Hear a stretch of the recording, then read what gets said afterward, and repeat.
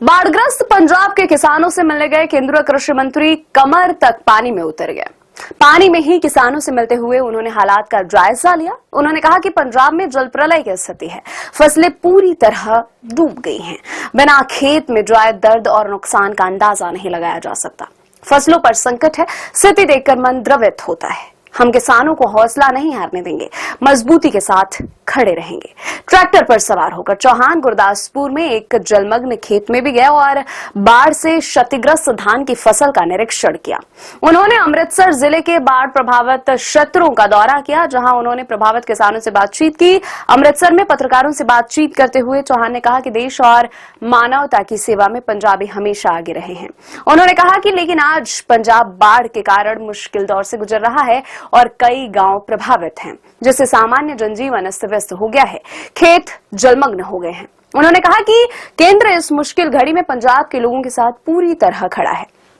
चौहान ने कहा, मुझे प्रधानमंत्री ने भेजा है, हम हालात का जायजा लेंगे और लोगों से बात करेंगे। चौहान ने बताया कि बाढ़ से उत्पन्न स्थिति का आकलन करने के लिए बृहस्पतिवार को 2 केंद्रीय दल भी पंजाब पहुंच गए हैं।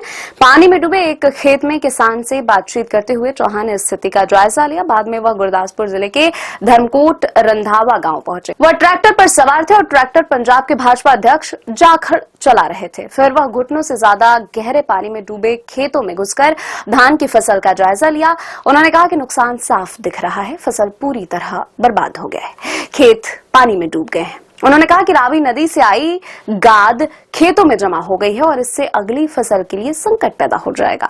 हालांकि उन्होंने कहा कि सरकार किसानों और लोगों के लिए हर संभव प्रयास करेगी। उन्होंने पंजाब सरकार, जिला प्रशासन, सेना, एनडीआरएफ और अन्य एजेंसियों द्वारा संयुक्त रूप से चलाए जा रहे राहत एवं पुनर्वास कार्यों की भी जानकारी दी। चौहान बाढ़ प्रभावित से मिलने और उनकी तात्कालिक आवश्यकताओं का आकलन करने के लिए पंजाब के दौरे पर हैं।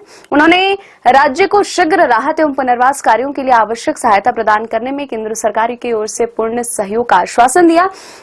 बाद में पंजाब के कृषि मंत्री गुरमीत सिंह खुड्डिया और विधायक कुलदीप सिंह धालीवाल ने चौहान से मुलाकात की और उन्हें एक ज्ञापन सौंपकर अजनाला विधानसभा क्षेत्र में बाढ़ से हुए नुकसान के लिए पहले चरण में 2000 करोड़ रुपए की वित्तीय सहायता प्रदान करने की मांग की।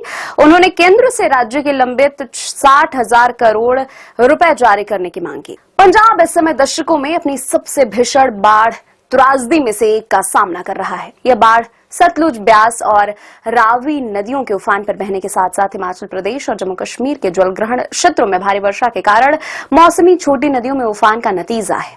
बाढ़ से अब तक 37 लोगों की मौत हो चुकी है और 3.55 लाख से ज्यादा लोग प्रभावित हुए हैं। अधिकारियों ने बताया कि बाढ़ में 1.75 लाख हेक्टेयर से ज्यादा क्षेत्र में फसलें बर्बाद हो गई हैं।